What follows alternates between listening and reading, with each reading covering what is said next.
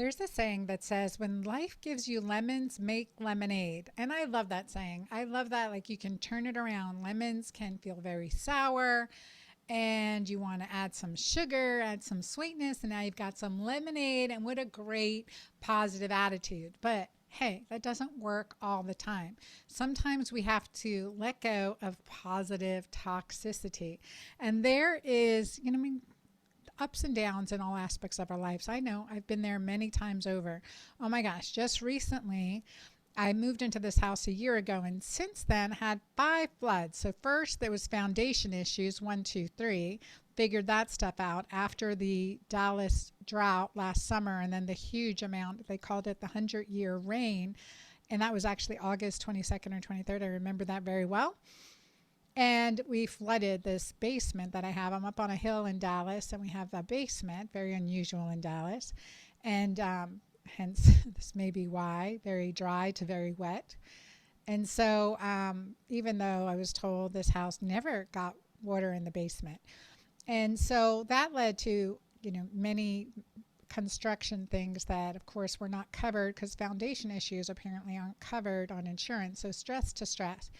And then there was our washing machine that's down here, and apparently the hose just came off and it flooded another 2 times the basement.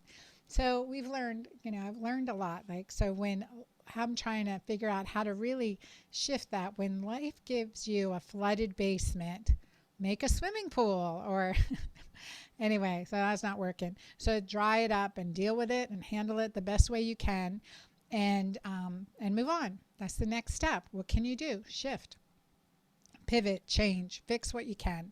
And so I think that's a really important piece of what I want to talk to you today.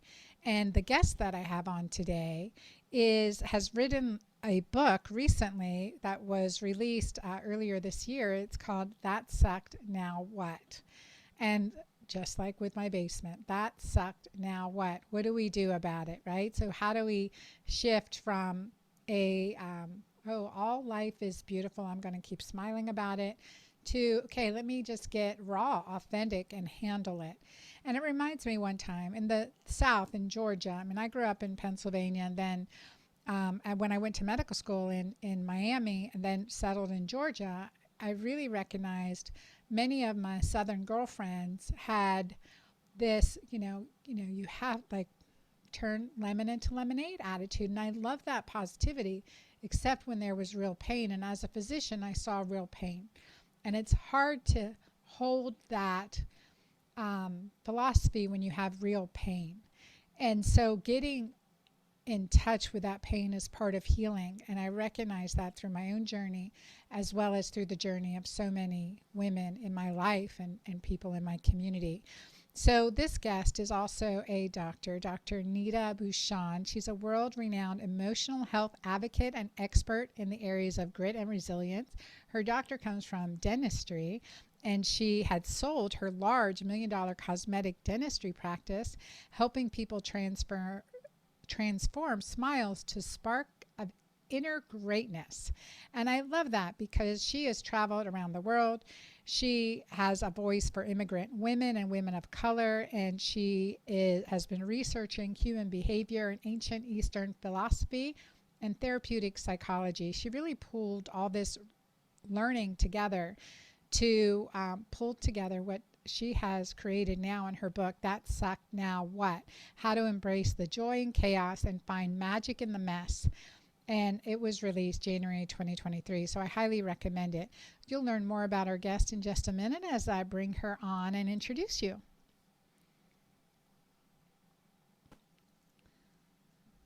Welcome, Neeta. Welcome to the Girlfriend Doctor Show. It's great to see you. Oh my gosh, it's so good to see you. So I last saw you, first and last saw you at your book launch party for That Sucked, Now What? And that was amazing. I was like, what a great idea. I hadn't been to an event like that before. It was great. So I'd love for you to share a little bit your journey, what brought you to this point here. as you did that night, I was like, oh my gosh, I love this woman. I love her Mm. story, and I would love for her to share it with my audience. That's why I invited you. Yes, yes. Well, thank you. And wow, that night, somebody had said to me, I've never seen a launch party like this before. It wasn't a party, it was an event. And so, yeah, it was I think it sparked just from my upbringing and the way I love bringing people together. And for those who don't know, I come from, immigrant parents. My dad was from India and my mom was from the Philippines. And a lot of the, sucky moments that I have been through and kind of the overcoming of those sucky moments has really been because of my upbringing. And for myself, and I was the oldest of two younger brothers, we grew up in Chicago and my parents were, coming for the American dream. And so that meant that they were tiger parents and they wanted to push us and put us in everything under the sun, whether it was piano, ballet, Indian dance, Indian classical dance, Filipino dance, which meant Hawaiian dancing. Um, there was such a reverence for the arts in my family, but also a reverence for accolades, achievement, success. And then our lives would completely change when I was 10. And when I was 10, I became a caretaker to my mom, who was diagnosed with breast cancer. And so, for anybody who, has experience with an immigrant father, Punjabi father, strict, who now has his wife going through a Mm, major surgery and a major time in their life. And that meant that the eldest woman in the house would support with chores, support with, all of the household things. And that was me. mm, And so, pretty much overnight, I made this meaning in my mind that, all right, I have to support my family. And that would be for, between the ages of 10 and 16, when my mom was in and out of hospitals and her cancer then eventually spread to other parts of her body. And then she transitioned when I was 16 years old.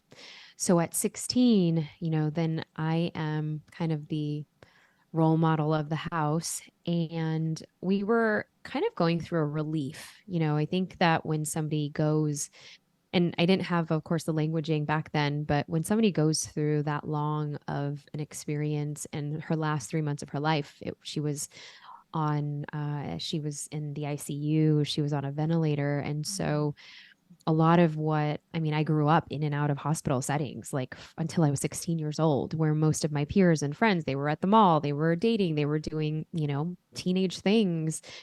I was in this grieving process and I was so excited to live my life. And a year later, my brother, who was 15 months younger than me, was coming back from school. It was actually homecoming, so we were supposed to meet.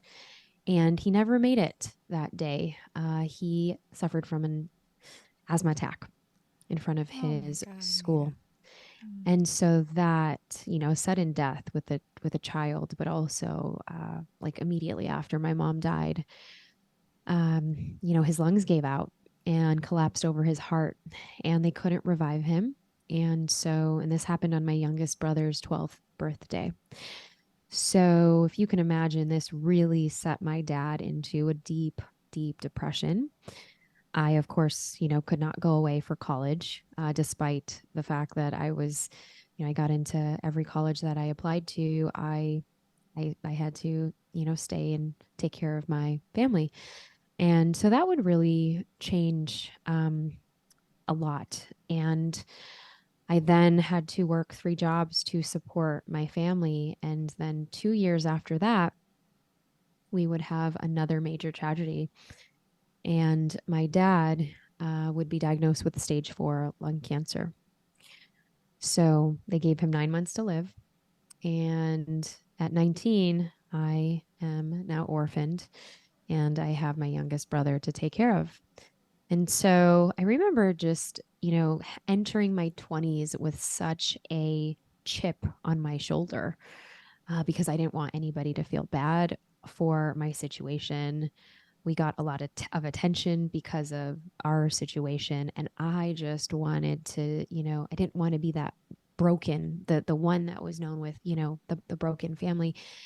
And so I definitely had a coping mechanism of overworking, overachieving, and just doing whatever it took for me to get out of this bubble to recreate myself, my identity. I think that, first, thank you for sharing. I know it's hard, it's never easy. I've lost both my parents, and I lost a young toddler. My son, my only son, died in a tragic accident. And, when you are exposed to trauma, I mean, it becomes part of your physiology. The challenge is to make it a story apart from you, apart from your physiology, a part of you for the rest of your life, but yet apart from you. Yeah. And, you know, I think there's also one thing that really resonated in your work to me was this concept of, false positivity or toxic positivity, just trying to Yeah. make everything, oh yeah, it's all great, it's all beautiful, it's all wonderful, it's just a perfect life. I'm just living and I'm not hurting. There's no room. And I know for myself, my coping mechanism, perfectionism, Mm-hmm. workaholism, the positively revered toxic behaviors that can take us down. So please, can you continue sharing your story? Yeah. And so, I mean, so much resonance there because that was exactly my coping mechanism. And for anybody that has, you've experienced as much tragedy as well, and it's never easy. And I think that we become, this warrior, and that's kind of the archetype that comes up. I was this warrior, but also this martyr, and also someone that was ready to use the coping mechanism of workaholism. And I was overworked, overstressed, but that was also my addiction. And, some people have said, well, Neeta, at least you weren't a drug addict, or you didn't get pregnant early on, or, you had success. And I'm like, well, yes, of At what course. cost? At what cost, right? And, we all have our different paths. And for me, this was the path. And I would be in my 20s so that I would climb the top of, whatever achievement, success story, because I really wanted to make my parents, the spirits of my parents proud.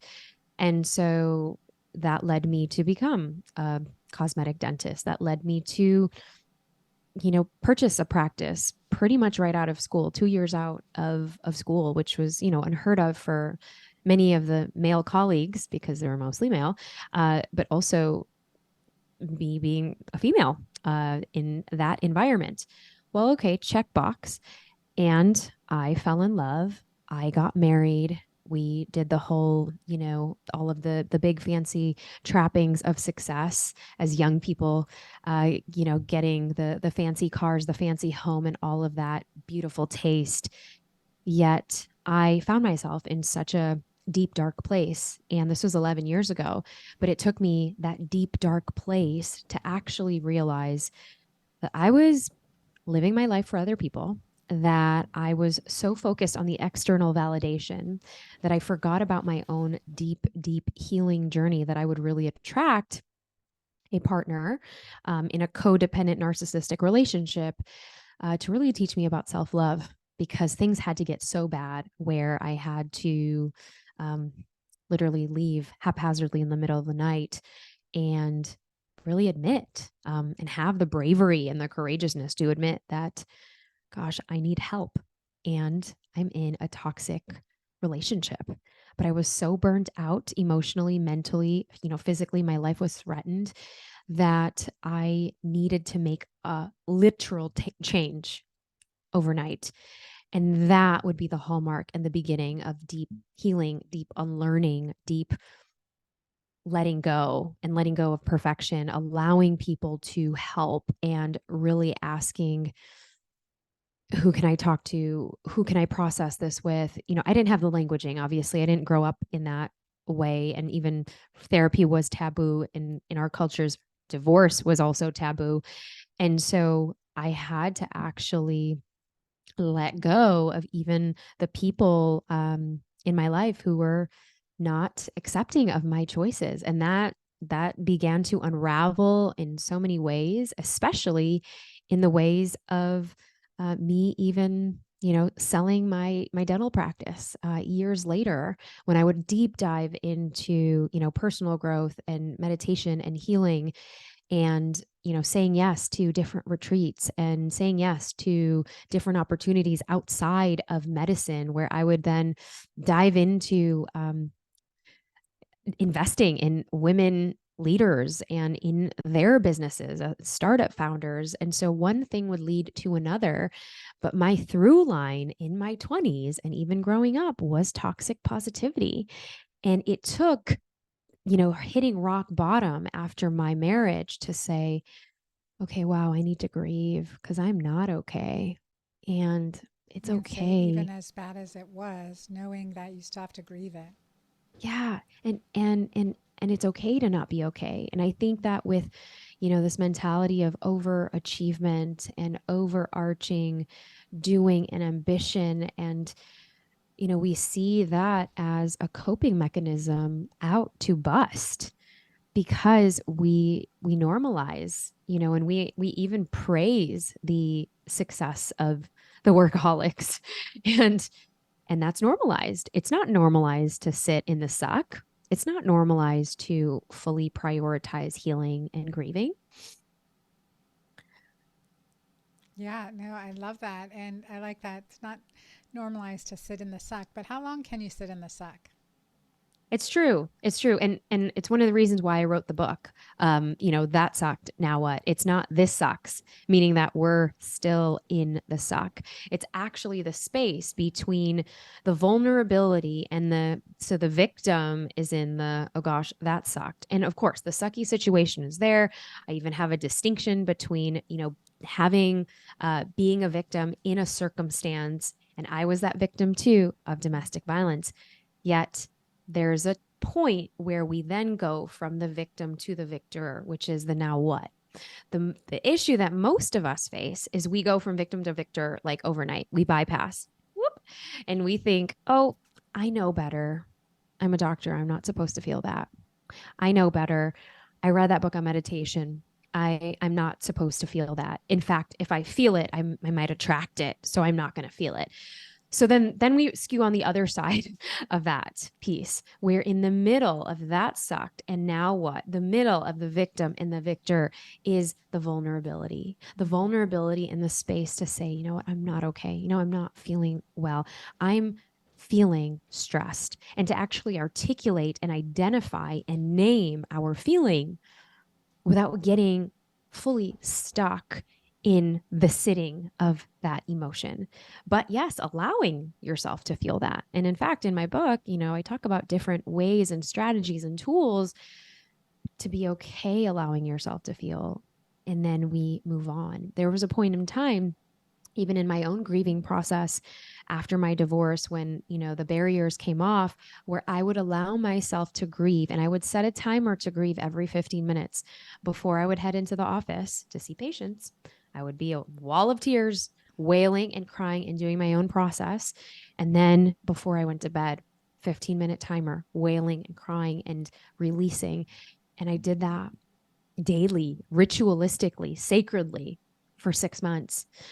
And so, however this is landing for you listeners out there, I think it's just important to remember that to give yourself space for that, because that's how we find magic in our messy middle. Yeah, and I love that one of certainly a survival technique called it compartmentalization. Compartmentalizing, I write about it. And that is, in the process of my day, thoughts will come up, but to allow myself 8 to 8:15 every night, that was my time to, wallow, to feel, to laugh, to remember to do whatever my body needed to do, but I would compartmentalize because same thing, running a busy business, practice being a mom to other children, being a wife, being a leader, a boss, all those things. So compartmentalizing was part of the strategy, a mental health strategy that I had to take to recovery. It was a long time till I realized, the underlying effects of that PTSD, the chronic underlying stress.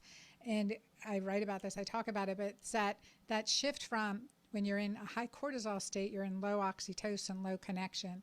And then you get to this dangerous state where cortisol is suppressed and you're in this low cortisol, low oxytocin, this disconnect, this Mm-hmm. feeling like, God, I love my work. I just don't feel like, I don't feel love for it anymore.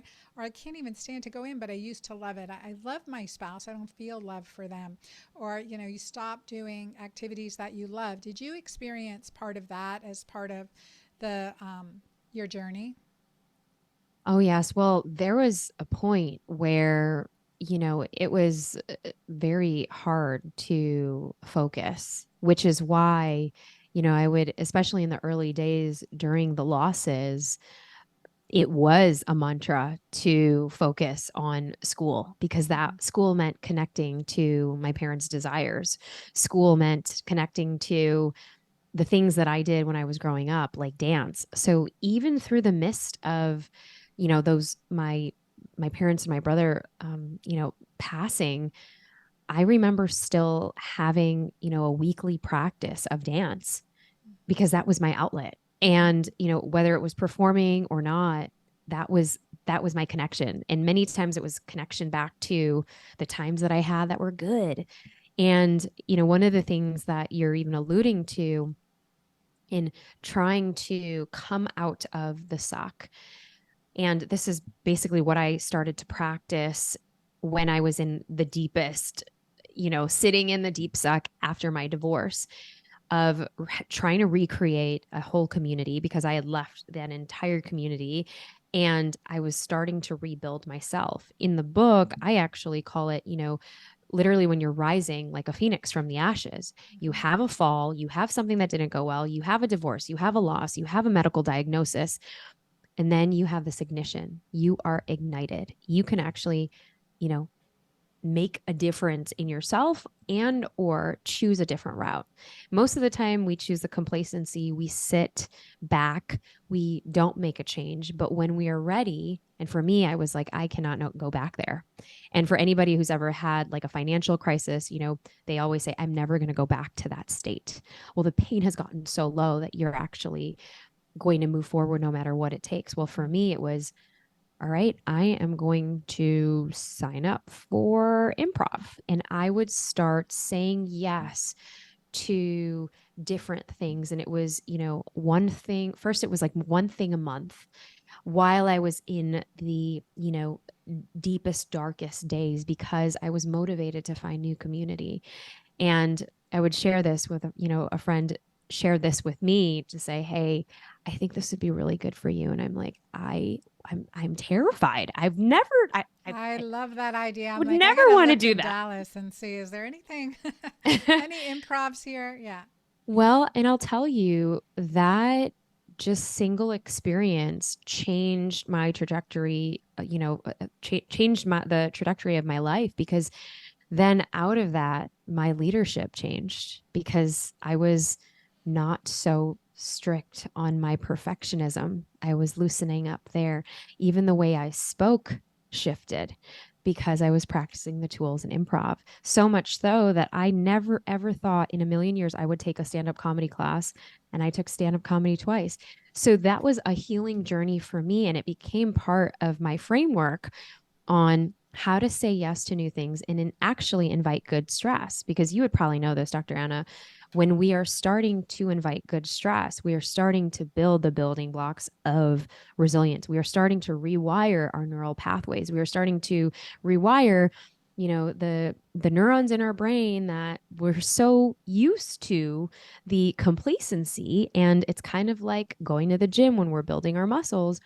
Our patterns are getting rewired there. So for myself, it was this 30 days of yes challenge that ended up to kind of begin the building blocks of what I call now your bounce factor.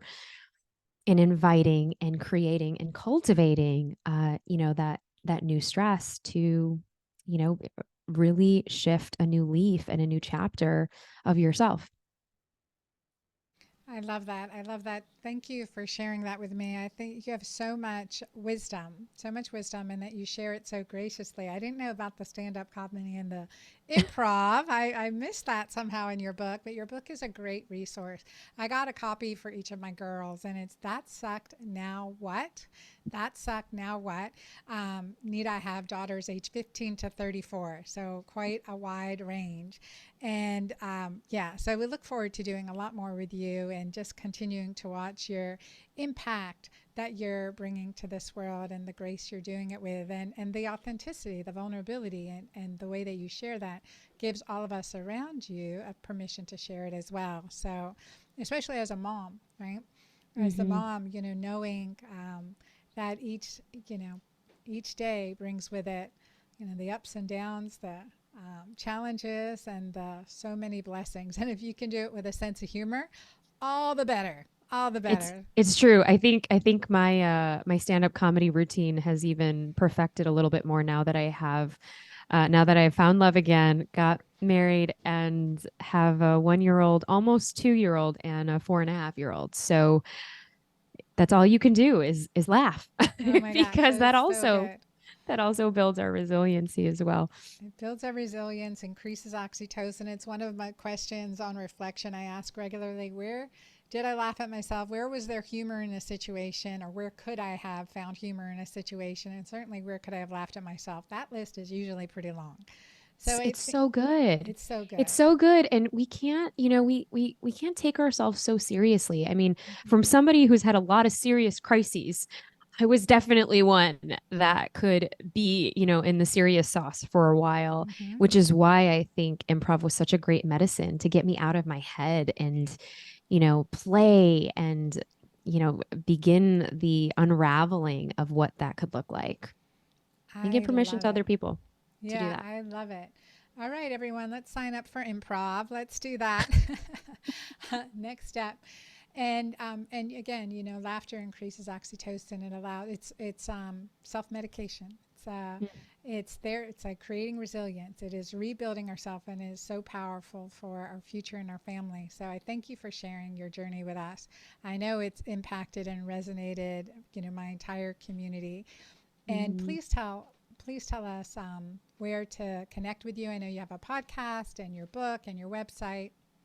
Yes, absolutely. So, for more info and tips on anything that has to do with building your emotional resilience or even just, embracing the suck moments, you can go to thatsuckednowwhat.com, and you can even get the book at thatsuckednowwhat.com. And for the daily or weekly dose of the Brave Table, which is my podcast, you can find the Brave Table wherever you get your podcast from. That's awesome. Thank you so much for being here. Thank you so much for being with us today, and for your book, and for your work, and for your group, and for your leadership. I thank you. Very inspiring and a hard journey to share. And thank you for sharing it. I know it brings up a lot of emotions, and that's okay. That's good, right? For our listeners, I was speaking with a woman yesterday, and she is sandwiched between being a caregiver and two teenage kids, right? And so she's caregiving her mom, who's in her 80s and has Alzheimer's, and she's exhausted, worn out, really like, on the edge. And so whatever stage you're in, it's looking to find out, right, in this moment, this is sucky. Now, where are the blessings in this moment? There's always something to be grateful for, and to focus and to shift. And the tools and resources that you accumulate throughout your life are all needed probably right now in a situation like that. So learn, and laughter is seriously the best medicine. Laughter is the best medicine. So that's part of oxyplay, you guys. So make sure you're getting your oxyplay. Thank you for being here. Thank you for being in the Girlfriend Doctor show in the community. Please come over to YouTube and watch this, or wherever you're listening to your podcast. Be sure to rate us and leave a comment. I read every single one of them. Your 5-star ratings help us rise in reach. So thank you, and God bless you till next time.